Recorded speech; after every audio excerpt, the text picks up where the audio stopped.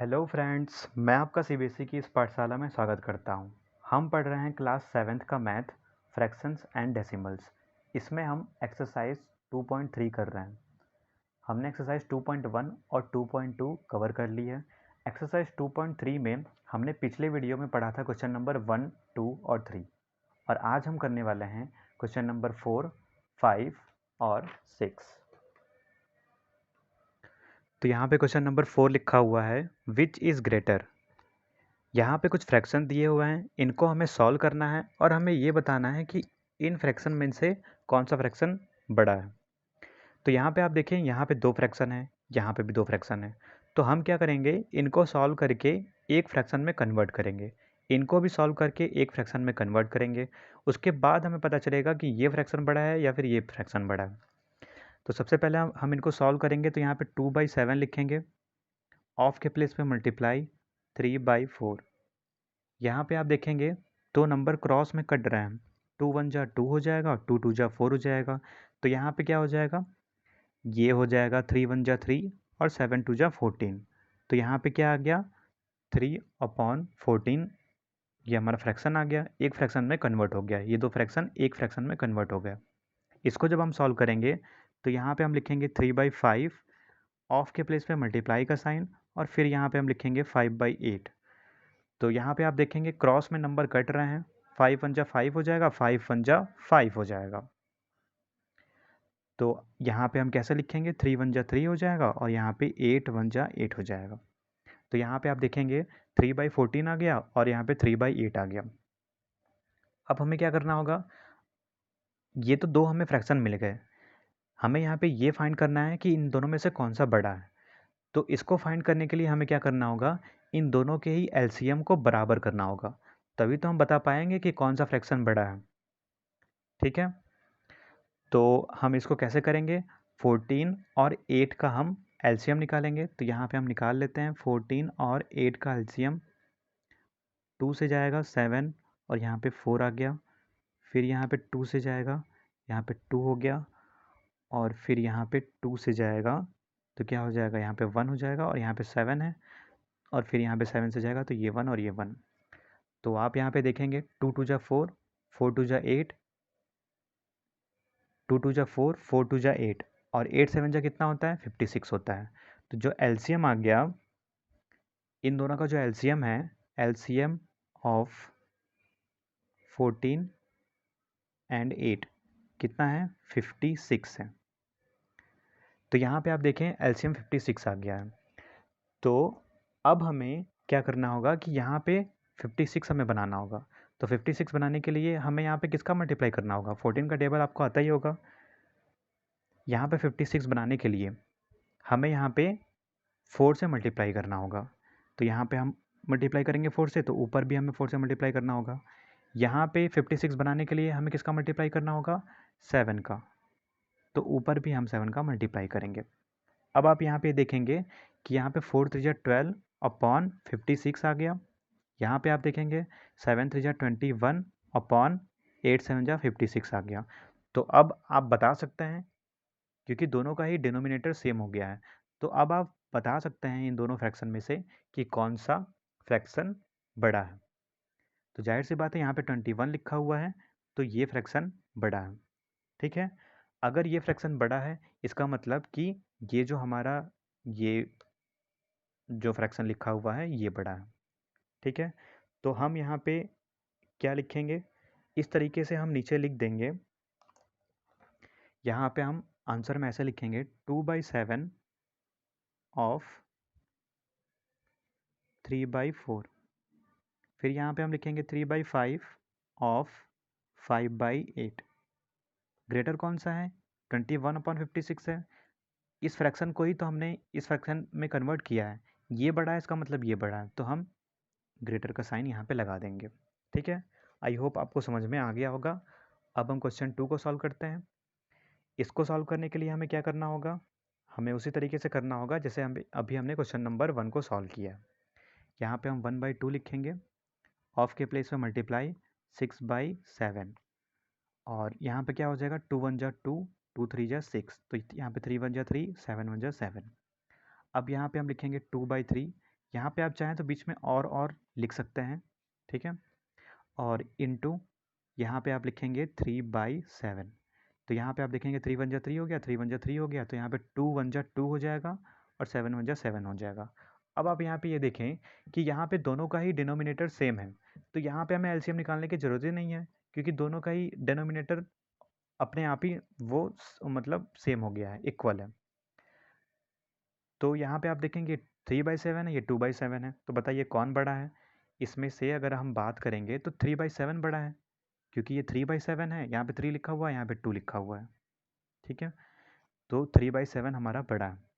अगर 3/7 बड़ा है तो हम इनको आंसर में कैसे लिखेंगे? इस तरीके से लिख देंगे, यहाँ पे ऐसे 1/2 ऑफ 6/7 ये बड़ा है किससे?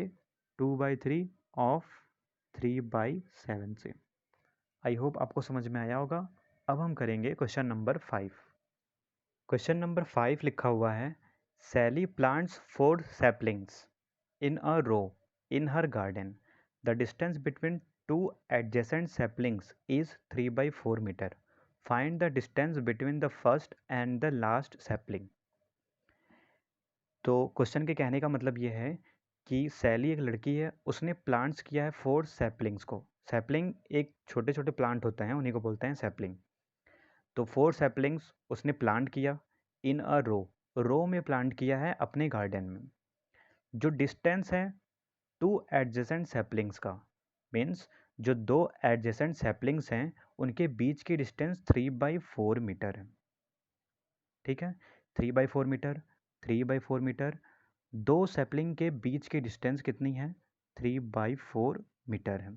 और सैपलिंग कितनी है? 4 सैपलिंग्स हैं, तो हमने यहाँ पे 4 सैपलिंग बना ली, 1 2 3 और 4, और इनके बीच की डिस्टेंस 3/4 मीटर है। तो यहाँ पे यही पूछ रहा है, find the distance between the first and the last sapling. First और लास्ट के बीच की जो डिस्टेंस है वो हमें फाइंड करना है। तो हम यहाँ पे कैसे फाइंड करेंगे? तो जब हम सॉल्यूशन स्टार्ट करेंगे तो हम यहाँ पे सबसे पहले लिखेंगे distance between the first and the last sapling. यहाँ पे हम लिखेंगे distance between the first and the last sapling.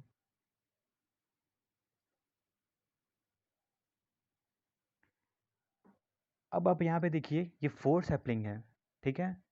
यहाँ पे 4 सैपलिंग है और इनके बीच की डिस्टेंस कितने टाइम्स है? 3 टाइम्स है, 1 2 3। आप यहाँ पे देख रहे होंगे, मीन्स 3/4 कितने टाइम्स आया है? 3/4 3 टाइम्स आया है, ठीक है। तो अगर यहाँ पे आपको ऐड करना होता 3/4 को, तो आप क्या करते? 3/4 प्लस 3/4 प्लस 3/4 करते। लेकिन यहाँ पे आप क्या करेंगे? इनको डायरेक्ट मल्टीप्लाई करेंगे, ठीक है। अगर सेम नंबर ज़्यादा टाइम्स होते हैं और उनको हमें क्या करना होता है? ऐड करना होता है, ठीक है। अगर हमें उनको ऐड करना होता है तो हम ऐड नहीं करते हैं, हम क्या करते हैं? उनको मल्टीप्लाई कर देते हैं। जैसे 2 + 2 + 2, ये मैंने 3 टाइम्स लिखा। तो ऐसे अगर हम इनको ऐड करेंगे, 2 2 जा 4, जैसे 2 2 4 हो जाएगा, 4 2 6 हो जाएगा, तो यहाँ पे 6 आ गया। तो ये तो छोटे नंबर थे। अगर बड़े बड़े नंबर होंगे तो हम क्या करेंगे? हम डायरेक्टली क्या कर देंगे? 2 कितने टाइम्स है? 3 टाइम्स है, तो यहाँ पे 3 टाइम्स 2 है, तो हम डायरेक्ट 6 लिख देंगे। इस तरीके से हम आंसर निकालते हैं। तो वही हम यहाँ पे भी करेंगे। यहाँ पे हम क्या करेंगे? हम इस तरीके से लिखेंगे कि 3/4 कितने टाइम्स हैं? 3 टाइम्स हैं, तो यहाँ पे हम लिखेंगे 3 × 3/4। अब यहाँ पे हम 3 के नीचे 1 लिख सकते हैं। उसके बाद हम यहाँ पे क्या करेंगे? यहाँ पे हम लिख देंगे 3 3 जा 9 और 4 1 जा 4। तो 9/4 मीटर डिस्टेंस है फर्स्ट और लास्ट सैपलिंग के बीच में। अब हम चाहें तो ये आप देखें, ये इम्प्रॉपर फ्रैक्शन है, क्योंकि ये न्यूमरेटर इसका जो है वो बड़ा है। इसको हम कन्वर्ट कर सकते हैं, किस में कन्वर्ट करेंगे? मिक्स्ड फ्रैक्शन में। तो यहाँ पे हो जाएगा, हम डायरेक्टली कन्वर्ट कर सकते हैं। 9 को डिवाइड करना है 4 से, तो कितने टाइम्स जाएगा? 4 2 जा 8 हो जाएगा। ठीक है। 4 2 जा 8, 2 टाइम्स गया, 4 2 जा 8 और 1 रिमाइंडर, 1 हमने यहाँ पे लिख दिया मीटर। 4 2 जा 8 और 1 कितना हो गया, 9 हो गया। तो 2 इज़ 1/4 मीटर, ये इसका क्या हो जाएगा, आंसर हो जाएगा। अब हम करेंगे क्वेश्चन नंबर 6। क्वेश्चन नंबर 6 लिखा हुआ है, Lipika reads a book for 1 is 3/4 hours every day. She reads the entire book in 6 days. How many hours in all were required by her to read the book? तो question ये कह रहा है, लिपिका एक लड़की है, वो बुक को रीड करती है 1 is 3/4 hours एवरी डे। ठीक है, उसने जो इंटायर बुक को पढ़ा 6 डेज में। तो यहाँ पे क्वेश्चन ये पूछ रहा है कि उसको टोटल बुक पढ़ने में कितने आवर्स लगे, बस हमें ये बताना है। ठीक है, तो अब हम क्या करेंगे, यहाँ पे हम सॉल्यूशन लिखेंगे। ठीक है, सॉल्यूशन हम लिखेंगे इस तरीके से, हम लिख देंगे सॉल्यूशन। उसके बाद हम क्या करेंगे, यहाँ पे लिखेंगे लिपिका 1 डे कितने आवर्स पढ़ती है। सबसे पहले हम ये लिखेंगे क्योंकि यही दिया हुआ है, जो दिया हुआ होता है वो सबसे पहले हम लिखते हैं और जो निकालना होता है उसको हम बाद में लिखते हैं। तो सबसे पहले हम ये लिखेंगे कि लिपिका एक दिन में कितने आवर्स पढ़ती थी। Lipika reads a book, Lipika reads a book in 1 day. तो वो एक दिन में कितने आवर्स पढ़ती है, 1 is 3/4 आवर्स। ठीक है, ये हमने लिख दिया।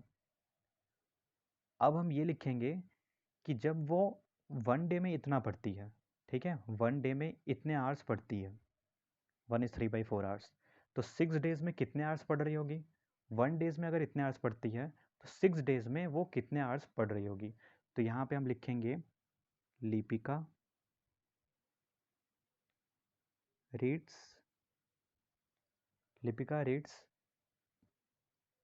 A book in 6 days.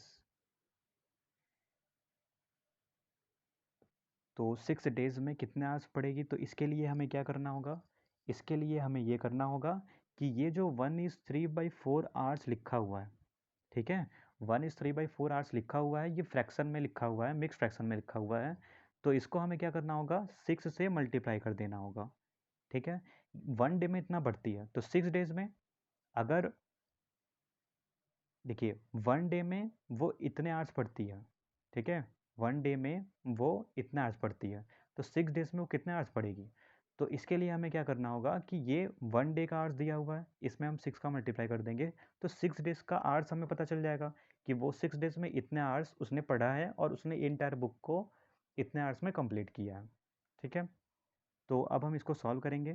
तो ये मिक्स्ड फ्रैक्शन दिया हुआ है, इसको हम इम्प्रॉपर फ्रैक्शन में कन्वर्ट करेंगे। तो यहाँ पे जब इसको हम कन्वर्ट करेंगे तो ये 4 1 जा 4 हो जाएगा और 3 कितना हो जाएगा, 7 7/4, और यहाँ पे हम लिखेंगे इंटू 6। ठीक है, अब हम क्या करेंगे, 6 के नीचे हम 1 लिख सकते हैं। यहाँ पे आप देखेंगे तो क्रॉस में नंबर कट रहा है, 2 2 जा 4 हो जाएगा, 2 3 जा 6 हो जाएगा। तो यहाँ पे कितना आ गया, 7 3 जा 21 आ गया, और हम नीचे 2 लिख सकते हैं।